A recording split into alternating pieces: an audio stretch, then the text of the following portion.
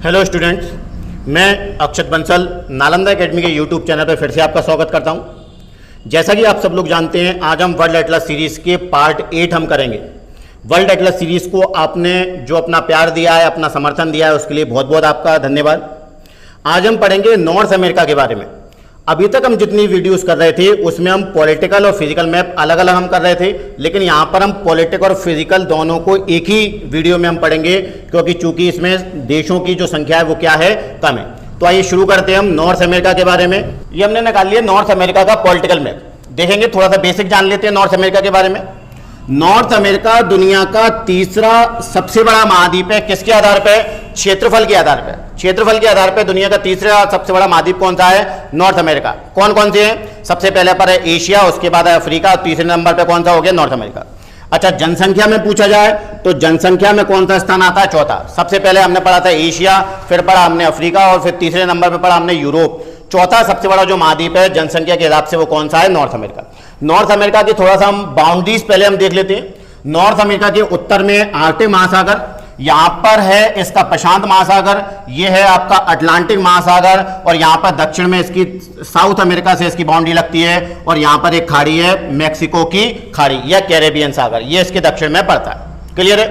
अब north America के एक एक देशों के बारे में पढ़ने से पहले हम इसको समझ लेते हैं कि नॉर्थ अमेरिका को कैसे पढ़ा जाता है, इसके देशों को कितने भागों में विभाजित किया जाता है। तो इसको हम पढ़ेंगे तीन भागों में। तीन भागों में विभाजित करके इसको पढ़ा जाता है। वो तीन भाग कौन कौन से हैं?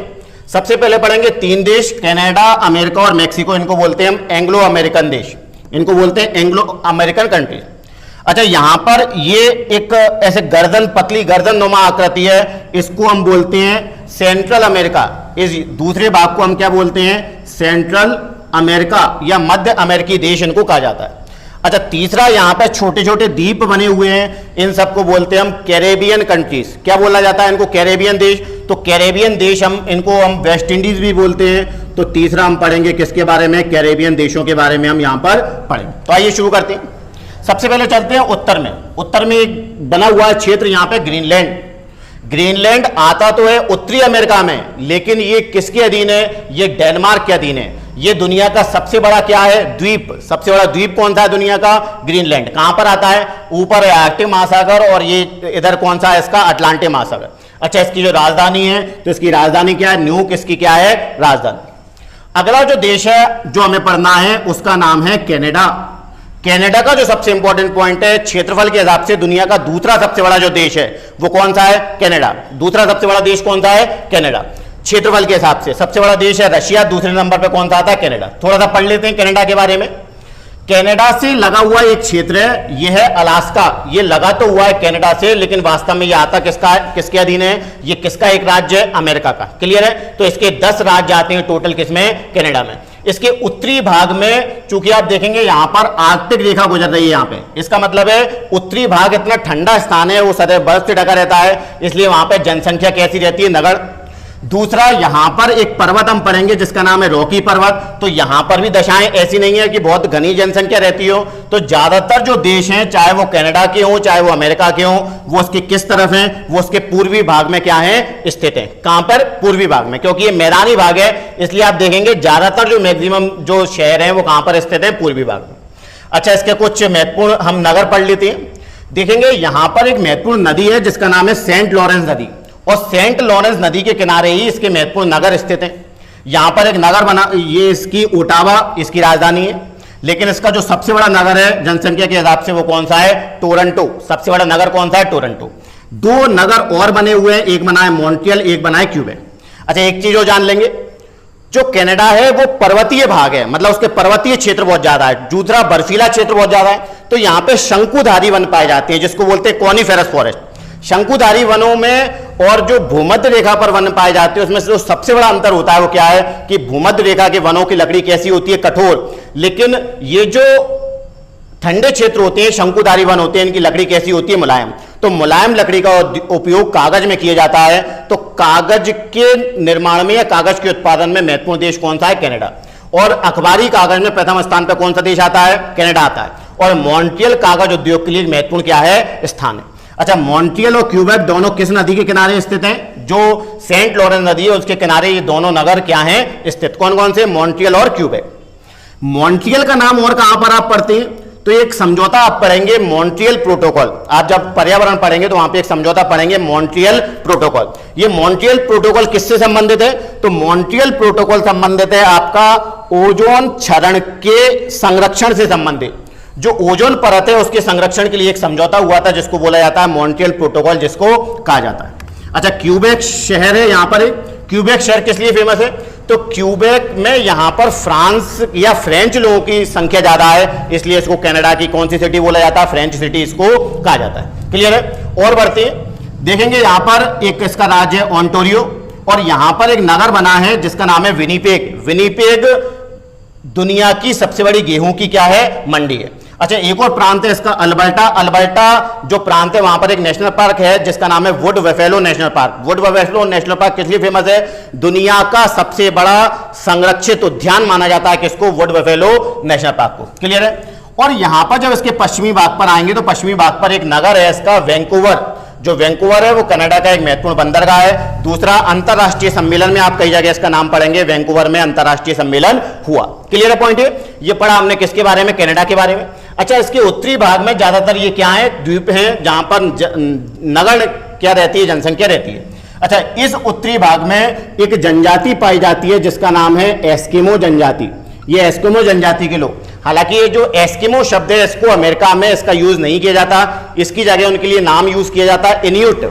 इसकी जगह क्या नाम यूज किया जाता है, इन्यूट नाम यूज किया जाता है, एस्किमो नाम यूज नहीं होता। अच्छा, एस्किमो जनजाति किस लिए फेमस है, तो एस्किमो के लिए इंपॉर्टेंट पॉइंट सुन लेंगे, क्या क्या पॉइंट है। सबसे पहले इनके जो घर होते हैं, बर्फ के घर होते हैं, उनको क्या कहा जाता है, इग्लू। ये विशेष प्रकार के हथियार यूज करते हैं शिकार के लिए, जिसको क्या बोला जाता है, हार्पून। और एक और नाम आता है कयाक। ये विशेष प्रकार की जो सील मछली होती है उनकी हड्डियों से बनी नाव का उपयोग करते हैं, जिसको क्या बोला जाता है, कयाक कहा जाता है। अच्छा, जो बर्फ पे खींचने के लिए गाड़ी का यूज करते हैं जिसको रेंडियर कुत्ते उसमें यूज करते हैं, उसको क्या कहा जाता है, स्लैग उसको कहा जाता है। तो ये पॉइंट है किससे रिलेटेड, एस्किमो से रिलेटेड। कहां पे पाई जाती है एस्किमो जनजाति, तो उत्तरी आर्कटिक महासागर के चारों तरफ पाई जाती है, फिर चाहे वो साइबेरिया और रूस का, फिर चाहे वो अलास्का हो अमेरिका का, फिर चाहे वो कनाडा का भाग हो, फिर चाहे वो ग्रीनलैंड का भाग हो। यहां पे कौन सी जनजाति मिलती है आपको, एस्किमो जनजाति मिलती है। अब आते हैं, एक महत्वपूर्ण देश है जिसका नाम है यूएसए। अनगिनत क्वेश्चन यूएसए पे बनते हैं, अमेरिका पे बनते हैं, कई इंपॉर्टेंट क्वेश्चन इस पर बनते हैं। कुछ हम बेसिक पॉइंट्स पढ़ लेते हैं पहले अमेरिका के बारे में। अमेरिका पर पहले किसका अधिकार था, ग्रेट ब्रिटेन का। उस कब आजाद हुआ, 1776, 4 जुलाई 1776 को ये क्या हो गया, आजाद हो गया। वर्तमान में इसके जो राज्य हैं वो कितने हैं, टोटल 50 राज्य हैं। तो जब आप इसका झंडा देखेंगे तो उसमें 50 तारे बने हुए हैं। वो 50 तारे किसका संकेत हैं, वो इसके 50 राज्यों का क्या है, संकेत। अच्छा, यहां पर कैसी शासन व्यवस्था है, तो यहां पर संघीय शासन व्यवस्था है। संघीय का मतलब क्या होता है, फेडरल फॉर्म ऑफ गवर्नमेंट है। यहाँ पे फेडरल का मतलब क्या है कि यहाँ पे जो राज्य है उनका अपना संविधान है, उनका अपना न्यायालय है, उनका अपना फ्लैग है, उनकी मतलब उनको जो राज्यों को जो अधिकार होते हैं वो अधिकार यहाँ पर मिले हुए हैं। तो संघीय शासन का एक महत्वपूर्ण देश है कौन सा, अमेरिका। अमेरिका दुनिया की सबसे बड़ी largest economy of the world है। अब चाइना चूंकि उसको निकट समय में उसको पछाड़ देगा, लेकिन वर्तमान में दुनिया की सबसे बड़ी जो अर्थव्यवस्था मानी जाती है वो किसको माना जाता है, अमेरिका को। अच्छा, विश्व की केवल 4% जनसंख्या यहां पे निवास करती है, लेकिन कुल संपत्ति का लगभग 30% कहां पर है, अमेरिका में। इससे आप अंदाजा लगा सकते हैं कि अमेरिका कितना समृद्ध क्या है देश। अमेरिका को जब आप देखेंगे तो यहां पे देखेंगे इसके जो मैक्सिमम नगर है वो कहां पर स्थित है, यहां पर, या इसको कहेंगे यहां पर ये 5 झीलों का क्षेत्र है। ये 5 झीलों का क्षेत्र है। इधर इसके मैक्सिमम नगरों का क्या है, विस्तार है। और यहां पर हम आएंगे तो यहां पर हम देखेंगे यहाँ पे मरुस्थल है, यहाँ पे पर्वत है, इसलिए यहाँ पे उतने बड़े नगर नहीं है, उतने बड़ा क्षेत्र नहीं है जितने नगर कहां पर स्थापित हैं, उसके पूर्वी भाग में स्थापित हैं, या उसको हम कहेंगे अटलांटिक महासागर के निकट। अच्छा, अमेरिका के बारे में पढ़ने से पहले थोड़े से इसके राज्य हम समझ लेते हैं, कौन कौन से राज्य हैं, तभी हम इसके एक एक शहरों के बारे में पढ़ पाएंगे कि इसके कौन कौन से महत्वपूर्ण शहर हैं और उनसे रिलेटेड कौन कौन से इंपॉर्टेंट क्वेश्चन हमारे एग्जाम में आते हैं।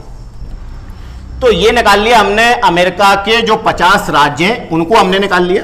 इनके बारे में देख लेते हैं एक एक के बारे में, भाई कौन कौन से राज्य हैं, क्या विशेषता है देंगे। यहां पर राज्य मैने, फिर एक राज्य न्यू हैम्पशायर, एक राज्य वर्मोंट, एक नाम है मैसाचुसेट्स। ये जो मैसाचुसेट्स जो नाम है, ये आप कहां पर पढ़ेंगे इसका नाम? तो एक आप इंस्टीट्यूट का नाम पढ़ेंगे, MIT इंस्टीट्यूट। आपने सुना होगा कि भाई वो MIT इंस्टीट्यूट से पढ़ने गए, तो दुनिया के सबसे बड़ा साइंस का यूनिवर्सिटी मानी जाती है, साइंस का कॉलेज माना जाता है कौन सा? MIT। इसकी फुल फॉर्म क्या है? Massachusetts institute of technology.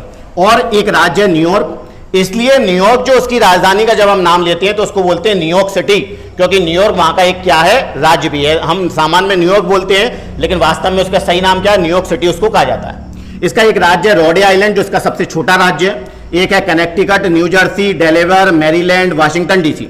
Washington DC इसका राज्य नहीं है। तो वाशिंगटन डीसी क्या है? तो एक अलग क्षेत्र है जिसको बोलते हैं डिस्ट्रिक्ट ऑफ कोलंबिया। तो एक अलग क्षेत्र है जो राज्यों के अंतर्गत नहीं आता। कौन सा? वाशिंगटन। एक है West Virginia, Virginia, north Carolina, south Carolina, Georgia, Florida. Florida क्यों फेमस है?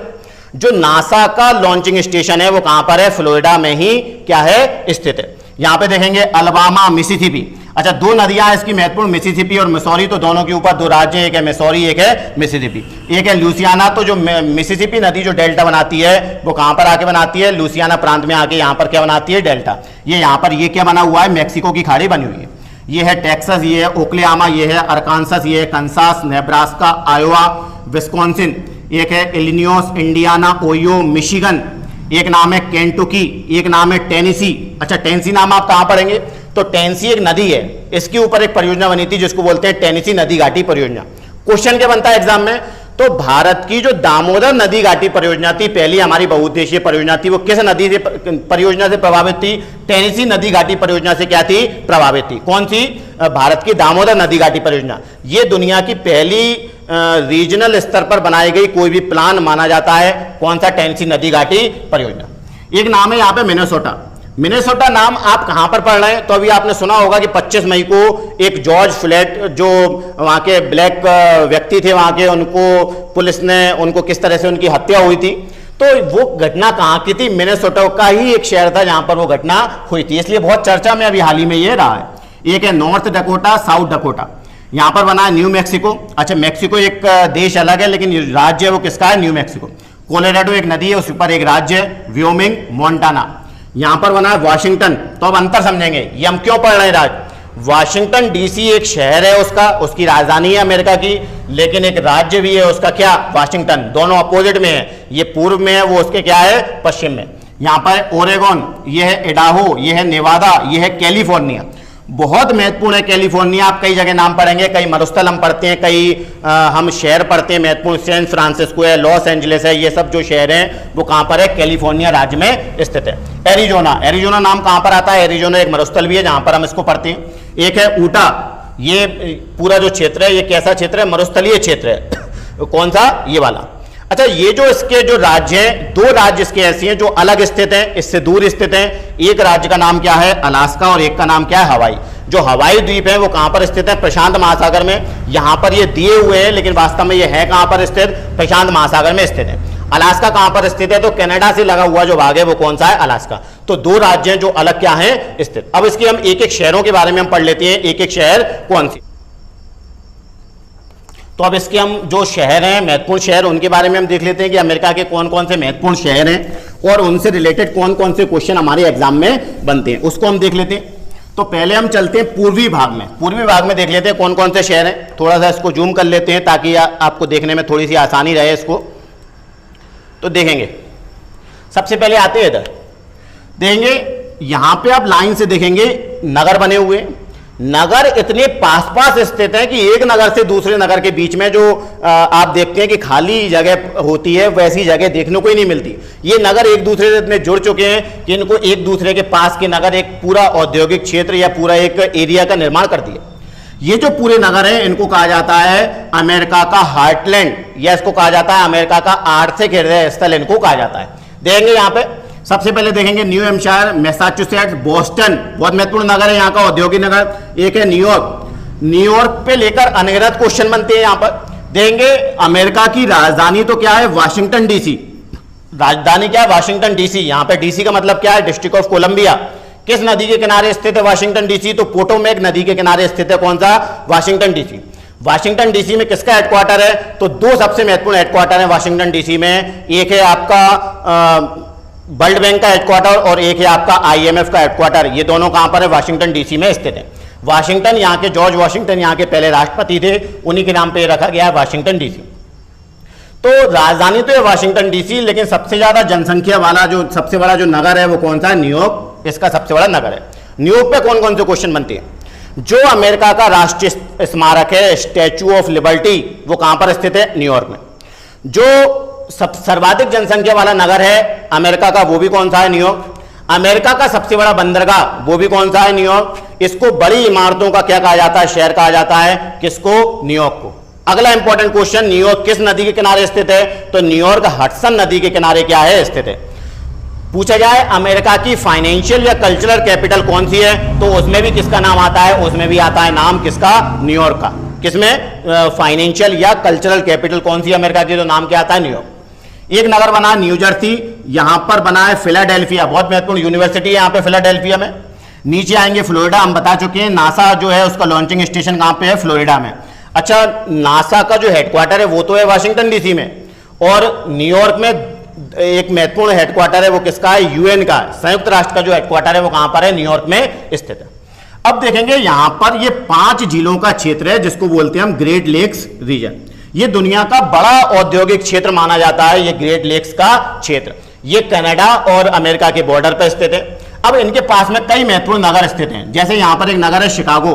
दुनिया का सबसे बड़ा रेलवे जंक्शन है कौन सा? शिकागो, क्योंकि ये पूर्व और पश्चिम दोनों रेलवे जंक्शनों के बीच में पड़ता है, तो दुनिया का सबसे बड़ा रेलवे जंक्शन कौन सा है? शिकागो। यहीं पर ही एक नगर स्थित है जिसका नाम है पिट्सबर्ग। इसको कहा जाता है विश्व की लौह इस्पात की राजधानी कहा जाता है, capital of iron and steel की राजधानी माना जाता है। वो किसको माना जाता है? पिट्सबर्ग को कहा जाता है। क्लियर है? यहां पर एक और नगर है पेंसिल्वेनिया, एक बहुत महत्वपूर्ण नगर है यहां पे पेंसिल्वेनिया। यहां पर एक और नगर है मिशिगन, ये सब इसके महत्वपूर्ण नगर है। एक यहां पर नगर बना हुआ है जिसका नाम है डेट्रॉइट। आप जैसे चाहे वो इंडिया पढ़े चाहे आप एमपी पढ़े, तो वहां पे पढ़ेंगे कि मध्य प्रदेश में पीतमपुर को भारत का डेट्रॉइट कहा जाता है। ये डेट्रॉइट किस लिए फेमस है? तो ये ऑटोमोबाइल का एक बहुत महत्वपूर्ण सेंटर है, बहुत महत्वपूर्ण यहाँ पे कंपनियों के कारखाने हैं, इसलिए दुनिया में जहां कहीं भी ऑटोमोबाइल का बहुत ज्यादा उत्पादन होता है उस सबको अब क्या बोलते हैं? उस जगह का डेट्रॉइट उसको कहा जाता है। तो यहाँ पे फोर्ड, जनरल मोटर्स जो है कंपनियां, गाड़ियों की कंपनियां हैं, उनके यहाँ पर क्या है? कारखाने हैं। कहां पर? यहाँ पर। क्लियर है? और आगे बढ़ते हैं तो यहां पर जब हम आते हैं, अब थोड़ा सा आते हैं इसके पूर्व की तरफ, तो पूर्व की तरफ आएंगे तो देखेंगे यहां पे कौन कौन से नगर हैं। देखेंगे इसके महत्वपूर्ण नगर तो कहां पर थे? पूर्व में, लेकिन यहां पर जो सबसे महत्वपूर्ण नगर है वो कौन सा है? Los Angeles.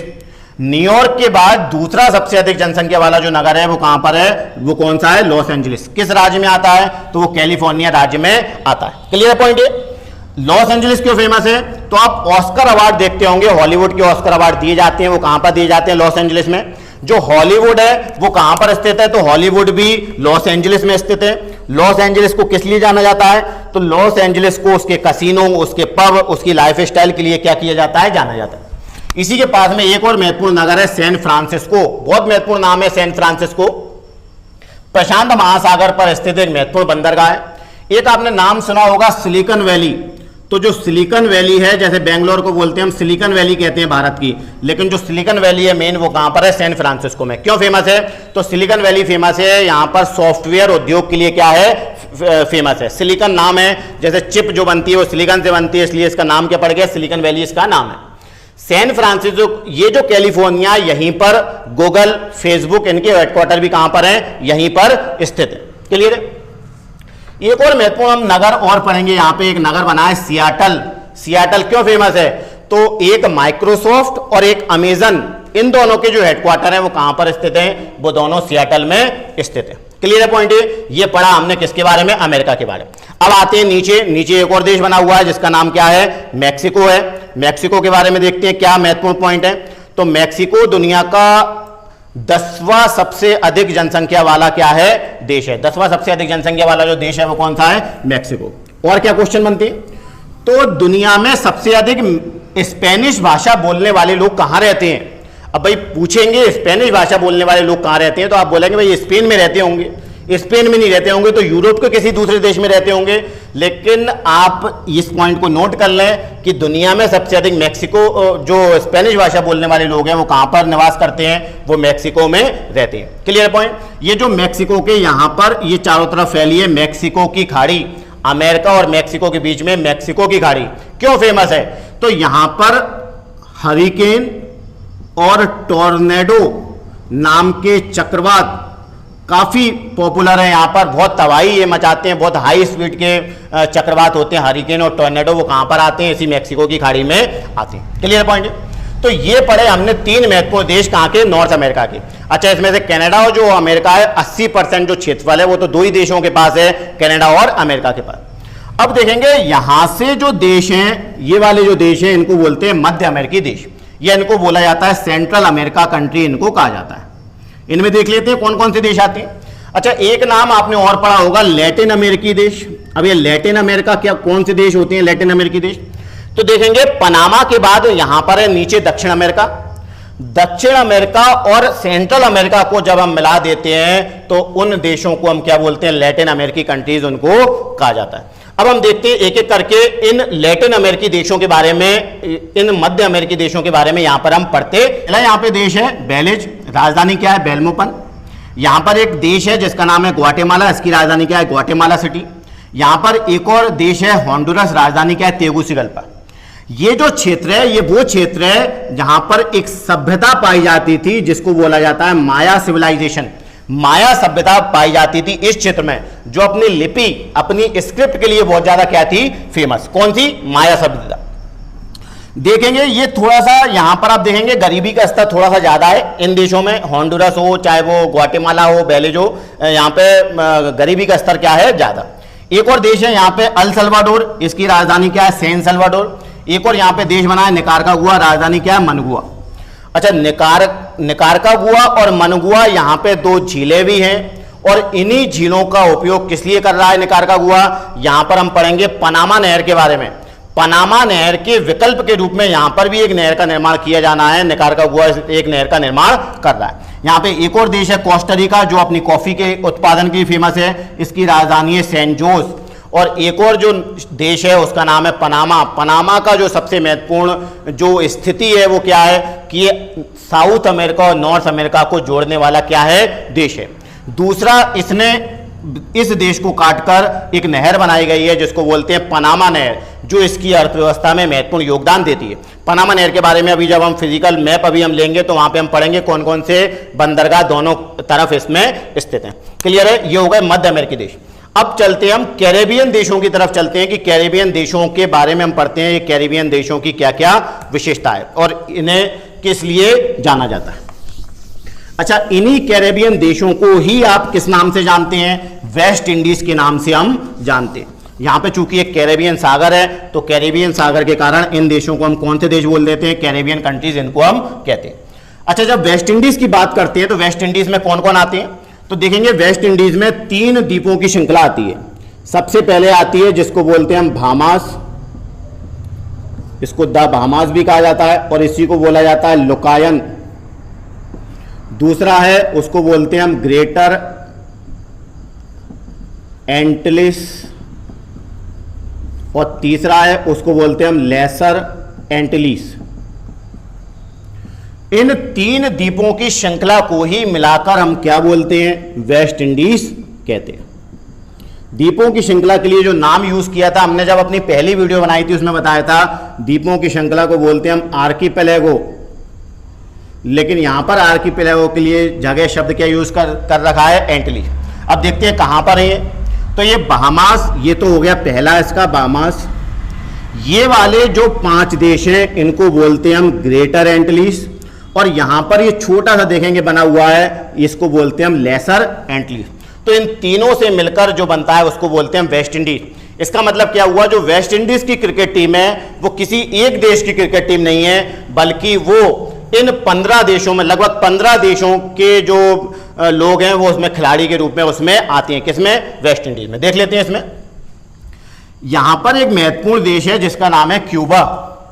अब बहुत छोटा सा देश है क्यूबा, लेकिन इसकी लोकेशन इतनी महत्वपूर्ण है कि ये अंतरराष्ट्रीय रिलेशन में, इंटरनेशनल रिलेशन में एक महत्वपूर्ण रोल प्ले करता है। जो कोल्ड वार का समय था अमेरिका और यूएसएसआर के मध्य, उस समय क्यूबा का एक महत्वपूर्ण रोल रहा था। समझते हैं क्या है, देखेंगे यहां पर है मैक्सिको की खाड़ी, ये है अटलांटिक महासागर और ये है कैरेबियन सागर। तो तीनों के मिलन स्थल पर कौन सा देश स्थित है? क्यूबा। क्यूबा क्यों फेमस है? क्यूबा फेमस है क्योंकि यहां पे गन्ने का उत्पादन बहुत ज्यादा होता है, इसलिए इसको बोला जाता है चीनी का कटोरा, इसको कहा जाता है। दूसरा, इसकी जो राजधानी है वो क्या है? हवाना। अब पढ़ते हैं, जब हम कोल्ड वार पढ़ते हैं तो वहां पर हम पढ़ते हैं क्यूबा मिसाइल क्राइसिस के बारे में पढ़ते हैं। उस समय क्यूबा मिसाइल क्राइसिस उस समय हुई थी। अब ये क्यूबा मिसाइल क्राइसिस क्या थी? तो यूएसएसआर ने अपनी मिसाइल कहां पर लगा दी थी? क्यूबा में। और शर्त क्या रखी थी कि अमेरिका ने जो यूरोप में मिसाइल लगा रखी है यूएसएसआर को रोकने के लिए, वो अपनी मिसाइल हटाए, तब वो क्यूबा से अपनी मिसाइल हटाएगा, जिससे बहुत ज्यादा स्थिति गंभीर हो गई थी और क्यूबा और अमेरिका के संबंध इतने बिगड़ गए थे कि बराक ओबामा यानी 2014 तक दोनों के आपस में संबंध बिल्कुल, अंतर्राष्ट्रीय संबंध बिल्कुल क्या थे? समाप्त। और बराक ओबामा के समय हम देखेंगे कि दोनों ने एक दूसरे के देशों में अपनी एम्बेसी खोली, अपने दूतावास खोले, तब जाके दोनों के मध्य संबंध क्या हुए? सुधरे। यहां पे दो व्यक्तियों के नाम हम पढ़ते हैं, एक का नाम है फिदेल कास्त्रो, एक का नाम क्या है? फिदेल कास्त्रो, और दूसरे का नाम है चे गवेरा। दूसरा नाम क्या है? चे गवेरा। बहुत महत्वपूर्ण लोग हैं ये दोनों। ये वास्तव में दोनों लोग माने जाते हैं बहुत बड़े क्रांतिकारी के रूप में, इनको माना जाता है, क्योंकि क्यूबा का जो रेवोल्यूशन हुआ था, क्यूबा की क्रांति हुई थी, उनमें दो लोगों का बहुत महत्वपूर्ण योगदान था, एक फिदेल कास्त्रो और एक चे गवेरा। चे गवेरा को आप नॉर्मल आपने देखा होगा कि लड़के लड़कियों की टी शर्ट पे एक व्यक्ति का चेहरा बना होता है, वो एक टोपी लगी होती है, उसके ऊपर एक तारा बना होता है। तो चे गवेरे का जो चित्र है वो एक सिंबल बन गया है किसका? जो क्रांतिकारी आंदोलन थे उन सबका सिंबल क्या बन गया था? चे गवेरा बन गए थे। इसके बाद एक और देश है यहां पर जमाइका, उसकी राजधानी क्या है? किंगस्टन। इसको किस लिए फेमस है जमाइका? तो जमाइका फेमस है केले के उत्पादन के लिए फेमस है। कौन सा? जमाइका। एक व्यक्ति और है यहां के जिनका नाम है बॉब मार्ले, वो भी एक महत्वपूर्ण व्यक्ति हैं, जो एक अपने समय के बहुत बड़े क्या रहे हैं? सिंगर। अब आप कहेंगे कि सर बॉब मार्ले से हमारा क्या संबंध है? ये क्वेश्चन क्यों बनेगा इस पे बॉब मार्ले पे? तो देखेंगे बॉब मार्ले ने, ये तो इनका निधन हुए तो बहुत साल हो गए, 1981 के समय इनका निधन हो गया था, लेकिन बॉब मार्ले ने ओम नमः शिवाय की एक धुन गाई थी, जो आज भी लोग, बहुत पॉपुलर धुन है उनकी, और आज भी लोग उसको सुनते हैं। किसकी? बॉब मार्ले की। आगे बढ़ते हैं। अच्छा, क्यूबा और यहां पर एक और द्वीप बना हुआ है, इसको बोलते हैं हम हिस्पोनिया द्वीप, हिस्पोनेलिया द्वीप इसको कहा जाता है। यहां पर दो देश हैं हिस्पोनिया द्वीप पे, एक है हाइती और एक है डोमिनिकन रिपब्लिक। हाइती है, उसकी राजधानी क्या है? Port of Prince. और डोमिनिकन रिपब्लिक है, उसकी राजधानी क्या है? सेंट डोमिंगो, उसकी क्या है? राजधानी। क्लियर है? ये जो हाइती है, ये यहां पर 2010 में एक भूकंप आया था।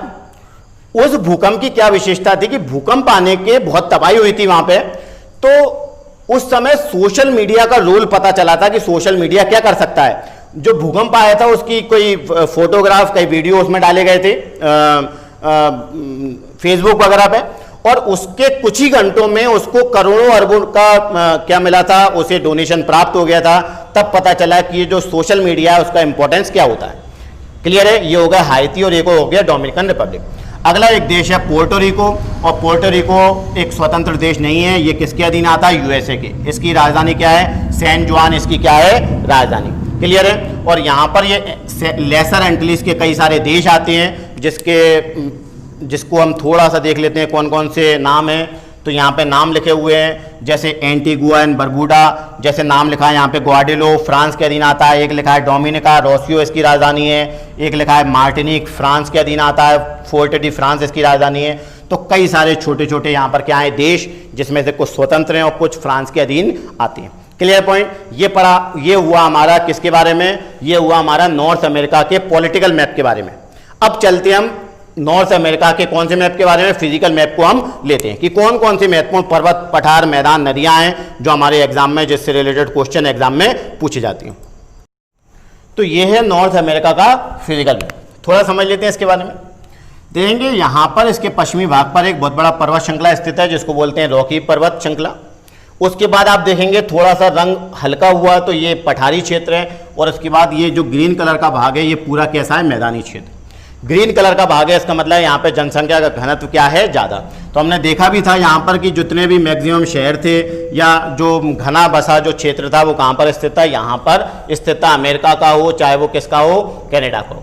अच्छा, ऊपर ये वाला जो भाग है ये पूरा बर्फ से ढका हुआ क्षेत्र है, जहाँ पर बहुत घने जंगल, कॉनिफेरस फॉरेस्ट या शंकुधारी वन यहाँ पर पाए जाते हैं। तो एक एक करके यहाँ पर हम शुरू करते हैं। सबसे पहले आते हैं हम उत्तर से, हम शुरू करते हैं इसको कि ये कौन कौन से महत्वपूर्ण यहाँ पर नदियाँ पर्वत हैं। यहाँ पर देखेंगे, यहाँ पर एक बनी है बेरिंग जल संधि। बेरिंग जल संधि रशिया के साइबेरिया को किससे अलग करती है, तो ये वाला भाग है, इसको बोलते हैं अलास्का। तो रशिया के साइबेरिया को अमेरिका के अलास्का से क्या करती है, अलग, या उसको हम बोलते हैं एशिया को नॉर्थ अमेरिका से अलग करने वाली जल संधि कौन सी है, बेरिंग जल संधि, जो ऊपर आर्कटिक सागर और नीचे कौन सा सागर, बेरिंग सागर को क्या करती है, जोड़ती है। यहाँ पर द्वीपों की श्रृंखला बनी है जिसको बोलते हैं एल्यूशियन द्वीप समूह, जो भी अमेरिका के अधीन आती है। यहाँ पर एक पर्वत श्रृंखला है जिसका नाम है अलास्का। अलास्का की जो सबसे ऊंची चोटी है वो क्या है, माउंट मैकिनले। ये नॉर्थ अमेरिका की सबसे ऊंची क्या है, चोटी है। क्लियर है। यहाँ पर एक नदी है मैकेंजी नदी, जो कनाडा की सबसे लंबी नदी है, और ये जो मैकेंजी नदी है कहाँ पर है, ऊपर ब्यूफोर्ट सागर में जाकर क्या हो जाती है, गिर जाती है। और देखते हैं यहाँ पर हम, तो यहाँ पर जब हम और निकालते हैं तो आप देखेंगे यहाँ पर ये देखेंगे, यहाँ पर ये है ग्रीनलैंड। ग्रीनलैंड और ये कनाडा का है बैफिन आइलैंड। बैफिन आइलैंड और ग्रीनलैंड के बीच में एक जल संधि है जिसका नाम है डेविस जल संधि। किस किस को जोड़ रही है, तो बैफिन की खाड़ी और लैब्राडोर सागर को जोड़ने वाली जल संधि हो गई डेविस जल संधि। यहाँ पर एक खाड़ी बनी है जिसका नाम है हडसन की खाड़ी, और यहाँ पर एक खाड़ी बनी है जिसको बोलते हैं लैब्राडोर सागर, जिसको क्या कहा जाता है, लैब्राडोर सागर जिसको कहा जाता है। तो लैब्राडोर सागर और हडसन को जोड़ने वाली जो जल संधि है उसको क्या बोलते हैं हम, हडसन जल संधि उसको कहा जाता है। क्लियर है। अच्छा, ग्रीनलैंड के एक तरफ तो हो गई डेविस जल संधि, और यहां पर एक और जल संधि है जिसका नाम है डेनमार्क जल संधि। क्लियर है पॉइंट ये। अच्छा, देखेंगे यहां पर ये बना हुआ है उंगावा प्रायद्वीप। ये उंगावा प्रायद्वीप किसका है, कनाडा का क्या है, भाग है। अब देखते हैं, एक महत्वपूर्ण क्वेश्चन बनता है यहां पर एक द्वीप बना है न्यूफाउंडलैंड, और यहां पर एक द्वीप बना है नोवा स्कॉशिया। तो दो नाम आते हैं, एक नाम आता है ग्रांड बैंक और एक नाम आता है जॉर्जेस बैंक। जॉर्जेस बैंक, अब ये क्यों फेमस है देखेंगे। यहां पर ऊपर से ठंडी जलधारा आती है जिसको बोलते हैं लैब्राडोर की जलधारा, ठंडी जलधारा, और नीचे से गर्म जलधारा आती है जिसको बोलते हैं गल्फ स्ट्रीम की जलधारा। उसको क्या बोलते हैं, गल्फ स्ट्रीम की गर्म जलधारा, गल्फ स्ट्रीम की गर्म जलधारा। दोनों कहां पर मिलती है, न्यूफाउंडलैंड के निकट मिलती है। तो यहां पे धुंध जैसी स्थिति बनती है। तो पर्यटन के साथ साथ मत्स्य उत्पादन का, मछली उद्योग के लिए एक महत्वपूर्ण क्षेत्र बन जाता है। कौन सा, ये ग्रांड बैंक। अब भाई मछली का और उसका क्या संबंध है, धुंध का। तो जब धुंध जैसी स्थिति होती है तो यहां पर किसकी अधिकता हो जाती है, प्लैंकटन की अधिकता हो जाती है। ये प्लैंकटन क्या होती है, इसको हिंदी में बोलते हैं हम प्लवक। प्लवक होते हैं भोजन किसका, मछलियों का। मछलियां जो भोजन करती हैं वो किसको करती हैं, प्लवक का करती हैं। अब चूंकि प्लवक ज्यादा हो गए तो ये मछलियां भी यहां पर क्या हो जाएंगी ज्यादा। तो ग्रांड बैंक और जॉर्जेस बैंक दोनों किस लिए फेमस हैं, दोनों मछली उद्योग के लिए, मत्स्य उद्योग के लिए क्या है, फेमस है। क्लियर है। अब देखेंगे कनाडा में जब हम आते हैं तो यहां पर आप देखेंगे कई सारी झीलें यहां पर बनी हुई हैं लाइन से। जैसे कनाडा की 5 झीलें कौन सी है महत्वपूर्ण, एक है ग्रेट बियर झील। ग्रेट बियर से क्या निकल रही है, आर्कटिक वृत्त निकल रहा है। दूसरी झील है यहाँ पे ग्रेट स्लेव झील। तीसरी झील है यहाँ पे अथावास्का झील। अगली झील है यहाँ पर, ये कौन सी झील है, रेंडियर झील। एक झील और यहाँ पर रहती है, ये हो गई ग्रेट बियर, ये हो गई ग्रेट स्लेव, ये हो गई अथावास्का, और ये क्या हो गई आपकी रेंडियर। और नीचे यहाँ पर एक और झील है जिसका नाम क्या है, विनीपेग झील। विनीपेग हम नाम पहले ही बता चुके हैं। विनीपेग जो शहर है वो गेहूं की मंडी के लिए क्या है, प्रसिद्ध है। क्लियर है पॉइंट। और देखेंगे यहाँ पे, अच्छा ये मैकेंजी नदी है, ये कनाडा की सबसे लंबी नदी है। अब देखेंगे यहाँ पर एक भाग बना है कैनाडियन शील्ड। कैनाडियन शील्ड का मतलब क्या है, ये सबसे प्राचीन चट्टानी भाग है, जो बहुत प्राचीन भाग है। और जितने भी प्राचीन भाग होते हैं वहां पर खनिज संसाधन मिलने की संभावना क्या होती है, ज्यादा। इसलिए जो कनाडा है वो यूरेनियम के उत्पादन और निर्यात में दोनों में ही दुनिया में प्रथम स्थान पर आता है। यहाँ पर एक और क्षेत्र बना हुआ है जिसको बोलते हैं हम लॉरेंशिया। लॉरेंशिया नाम आप पढ़ेंगे जब आप पढ़ेंगे प्लेट विवर्तनिक सिद्धांत। जब हम ज्योग्राफी के कंसेप्चुअल पॉइंट हम पढ़ेंगे वहां पर हम पढ़ते हैं प्लेट विवर्तनिक सिद्धांत, प्लेट टेक्टोनिक थ्योरी। वहां पर आप नाम पढ़ेंगे, लॉरेंशिया नाम वहां पर हम पढ़ते हैं। क्लियर पॉइंट है। इसके बाद हम यहां पर जब आते हैं तो नीचे आप देखेंगे ये कई झीलों का यहां पर क्या बना हुआ है, क्षेत्र। इन झीलों को पढ़ लेते हैं, बहुत महत्वपूर्ण यहां पे क्वेश्चन हमारे एग्जाम के लिए बनते हैं। देखेंगे यहां पे 5 झीलों का क्षेत्र है। एक है सुपीरियर झील, एक है मिशिगन झील, एक है ह्यूरॉन झील, एक है इरी झील, एक है ओंटारियो झील। इन 5 झीलों के क्षेत्र को क्या कहा जाता है, तो उसको बोलते हैं ग्रेट लेक्स रीजन, इसको कहा जाता है 5 झीलों को। अच्छा, याद करने का तरीका क्या है, तो याद करने का तरीका होता है इसका होम्स, एच का मतलब ह्यूरॉन, ओ का मतलब ओंटारियो, एम का मतलब मिशिगन, ई का मतलब इरी और एस का मतलब सुपीरियर। अब देखेंगे सबसे इंपॉर्टेंट पॉइंट, ये जो 5 झीलें हैं दोनों अमेरिका और कनाडा के बॉर्डर पर स्थित हैं। लेकिन इसमें से एक झील है मिशिगन जो पूरी तरीके से अमेरिका में आती है, बाकी 4 झीलें उसके बॉर्डर पर हैं, किसके, अमेरिका और कनाडा के बॉर्डर पे। अब एक एक के बारे में देखते हैं कौन कौन से क्वेश्चन बनती हैं। जो सुपीरियर झील है वो दुनिया की सबसे बड़ी मीठे पानी की झील है। बहुत महत्वपूर्ण क्वेश्चन है, दुनिया की सबसे बड़ी मीठे पानी की झील कौन सी है, तो सुपीरियर झील दुनिया की सबसे बड़ी मीठे पानी की क्या है, झील। दुनिया की दूसरी सबसे बड़ी झील कौन सी है, तो वो कौन सी है, सुपीरियर झील। दुनिया की दूसरी सबसे बड़ी झील, सबसे बड़ी झील हमने पढ़ी थी एशिया में कैस्पियन सागर, दूसरी सबसे बड़ी झील कौन सी हो गई, सुपीरियर। इसी के पास में एक झील है ह्यूरॉन। ह्यूरॉन और सुपीरियर को किस नहर के द्वारा जोड़ा गया है, तो सू नहर के द्वारा इन दोनों को क्या कर दिया गया, जोड़ दिया गया। एक यहां पर झील है मिशिगन झील जो पूरी तरीके से किसमें आती है, अमेरिका में। इसी के पास में स्थित है शिकागो जो किस लिए फेमस है, जो रेलवे का सबसे बड़ा जंक्शन है और कई महत्वपूर्ण उद्योग यहां पर स्थापित हुए। एक झील है इरी और ओंटारियो झील के बीच में एक महत्वपूर्ण फॉल पाया जाता है जिसको बोला जाता है नियाग्रा फॉल, जिसको हम क्या बोलते हैं, नियाग्रा फॉल। यहाँ का नॉर्थ अमेरिका का सबसे ऊंचा फॉल है कौन सा, नियाग्रा फॉल। बहुत विशाल फॉल है नियाग्रा फॉल, बहुत फेमस फॉल है जो लेक इरी और ओंटारियो के बीच में पाया जाता है। अच्छा, ओंटारियो झील से एक महत्वपूर्ण नदी निकल रही है जिसका नाम है सेंट लॉरेंस नदी, जो सेंट लॉरेंस की खाड़ी में क्या होती है, गिरती है। क्लियर पॉइंट है। सेंट लॉरेंस नदी कहाँ की महत्वपूर्ण नदी है, कनाडा की महत्वपूर्ण नदी है। क्या इंपॉर्टेंट क्वेश्चन बनता है, दुनिया का सबसे व्यस्त अंतः स्थलीय जलमार्ग कौन सी नदी बनाती है, तो कौन सी नदी बनाती है, वो सेंट लॉरेंस नदी बनाती है। एक और क्वेश्चन आता है, दुनिया का सबसे बड़ा एस्चुरी का निर्माण कौन सी नदी करती है, या एस्चुरी को हिंदी में बोलते हैं ज्वार नदमुख, उसको कहा जाता है। कौन सी नदी करती है, तो सेंट लॉरेंस नदी इसका निर्माण करती है। एस्चुरी क्या होता है, देखेंगे नदी जब समुद्र में मिलती है तो जितना भी अवसाद लेकर आती है वो सब समुद्र में निकाल देती है, तो वहां पर डेल्टा नुमा आकृति बनती है। और डेल्टा का ही एक प्रकार होता है जिसको बोलते हैं एस्चुरी, जो छोटे छोटे टुकड़ों में जब जमाव हो जाता है तो उसको हम क्या बोलते हैं, एस्चुरी। इंपॉर्टेंट क्यों हमारे लिए, क्योंकि मध्य प्रदेश की 2 महत्वपूर्ण नदियां हैं, नर्मदा और ताप्ती, और दोनों ही किसका निर्माण करती हैं, डेल्टा का निर्माण नहीं करती, वो दोनों ही नदी किसका निर्माण करती हैं, एस्चुरी का। तो दुनिया का सबसे बड़ा एस्चुरी का निर्माण कौन करती है, सेंट लॉरेंस नदी करती है। अब देखेंगे यहाँ पे एक नदी बनी है हडसन, जिसके किनारे पर कौन सा नगर है, न्यूयॉर्क स्थित है। वाशिंगटन डीसी हम बता चुके हैं पोटोमैक नदी के किनारे स्थित है। यहाँ पर एक पठार बना है जिसको बोलते हैं पीडमोंट का पठार, और एक महत्वपूर्ण पर्वत श्रेणी बनी है जिसका नाम है एपलेशियन पर्वत। कई बार एग्जाम में पूछा जा चुका है एपलेशियन पर्वत किस देश में स्थित है, तो एपलेशियन पर्वत कहाँ पर है, अमेरिका में स्थित है एपलेशियन पर्वत। क्लियर है। और देखते हैं, अच्छा पीडमोंट पठार भी कहाँ पर है, अमेरिका में। एक और पठार यहाँ पर बना हुआ है जिसका नाम है ओजार्क पठार, ये भी कहाँ पर स्थित है, अमेरिका में स्थित है।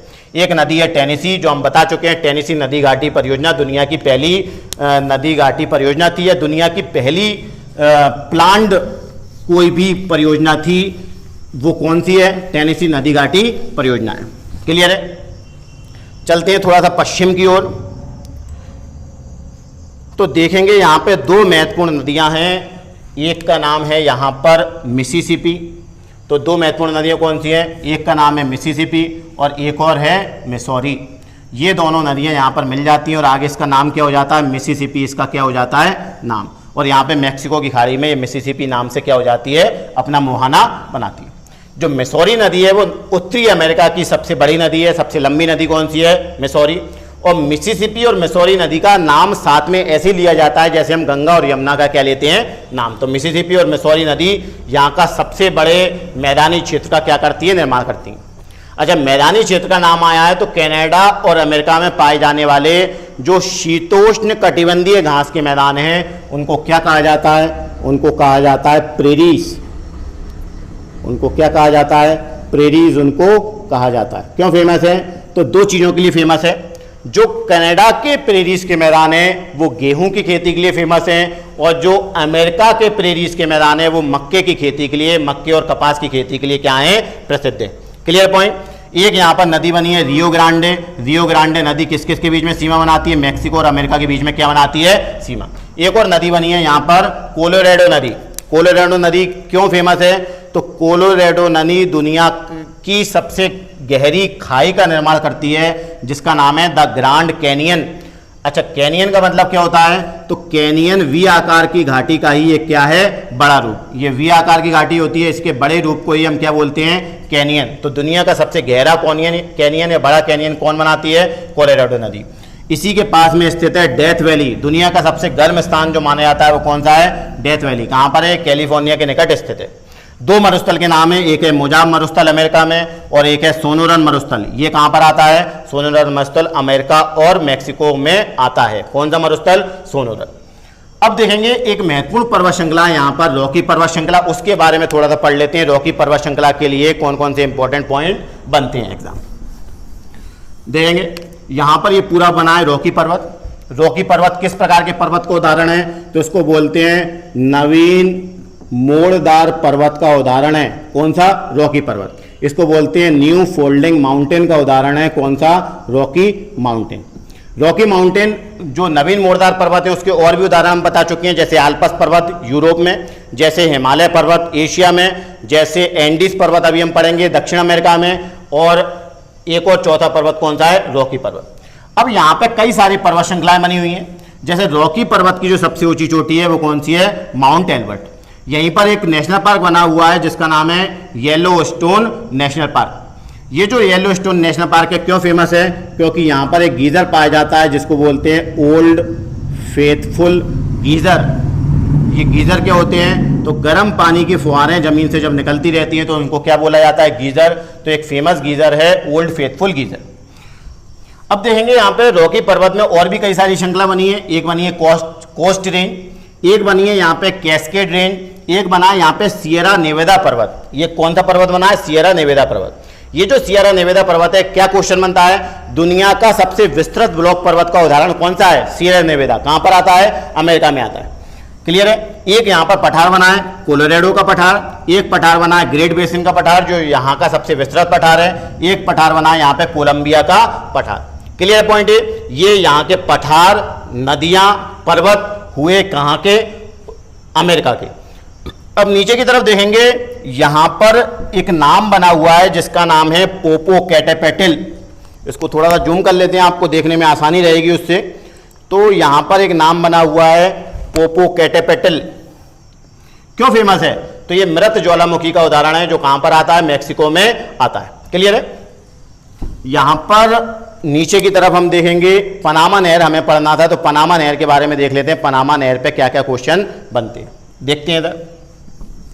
पहला क्वेश्चन, पनामा नहर कहां पे है, पनामा देश में। दूसरा क्वेश्चन, पनामा नहर किस किस को जोड़ती है, तो अटलांटिक महासागर और प्रशांत महासागर को जोड़ने वाली जो नहर है उसको क्या बोलते हैं हम, पनामा नहर। अच्छा, दो महत्वपूर्ण बंदरगाह हैं, एक तरफ है कोलोन और एक तरफ है पनामा सिटी, और बीच में एक झील का निर्माण किया गया है जिसका नाम है गटुन झील, जिसको कहा जाता है। क्वेश्चन पूछा गया कि कोलोन अटलांटिक महासागर की तरफ आता है या प्रशांत महासागर की तरफ, तो देखेंगे कोलोन है कहां पर, कैरेबियन सी से कैरेबियन सी में, और कैरेबियन सी किस में आता है, अटलांटिक महासागर में। जो पनामा सिटी है वो किस तरफ आती है, वो आती है प्रशांत महासागर के निकट वो आती है। क्लियर पॉइंट है। और दो पॉइंट और ये रह गए यहां पर, जैसे हमने बताया ये है क्यूबा, ये वेस्ट इंडीज के देश हैं ये पूरे। एक यहां पर द्वीप है हिस्पेनियोला, दो देश स्थित हैं इस पर, एक है आपका इधर है हाइती और यहां पर है डोमिनिकन रिपब्लिक। क्लियर है पॉइंट है। और इन दोनों के बीच में एक दर्रा है, एक पैसेज है जिसको बोलते हैं हम विंडवर्ड पैसेज, और ये है पोर्टो रिको, और इन दोनों के बीच में जो पैसेज है या दर्रा है उसको बोलते हैं मोना पैसेज, उसको कहा जाता है। क्लियर पॉइंट है। तो ये हुआ हमारा नॉर्थ अमेरिका के बारे में। ये जितने भी पॉइंट हमने बताए हैं, अगर आपने इनको नोट नहीं किए हैं तो एक एक पॉइंट को नोट करते रहिए। विश्वास मानिए कि अगर वर्ल्ड एटलस सीरीज का आपने एक बंच बना लिया, पूरे नोट्स बना लिए, तो वर्ल्ड ज्योग्राफी के जितने भी महत्वपूर्ण चीजें हैं, क्योंकि वर्ल्ड ज्योग्राफी किससे बनी हुई है, एक एक महाद्वीप से। जब हम एक एक महाद्वीप को डिटेल में पढ़ लेंगे तो वर्ल्ड ज्योग्राफी ऑटोमेटिक आपकी क्या हो जाएगी, पूरी हो जाएगी। जब हम लास्ट वीडियो हम करेंगे जिसमें हम क्वेश्चन उसके हम करेंगे, तो हम उसमें बताएंगे कि कैसे क्वेश्चन इसमें बनते हैं, कैसे कौन कौन से क्वेश्चन इसमें बन चुके हैं अभी तक, वो एक एक क्वेश्चन आपको हम तब कराएंगे। बहुत बहुत धन्यवाद। थोड़ा सा लेट होता है वीडियो, क्योंकि जो कंटेंट हम देते हैं वो इस स्तर का देते हैं कि आपको कुछ और नहीं पढ़ना पड़े, उसके लिए हम क्षमा चाहते हैं। लेकिन विश्वास मानिए, ये जितना भी कंटेंट है वो इतना बेस्ट है कि आप अगर इसको ही अगर कर लेंगे तो आपका वर्ल्ड ज्योग्राफी के इंपॉर्टेंट फैक्ट आपके कंप्लीट हो जाएगा। बहुत बहुत धन्यवाद वीडियो को देखने के लिए।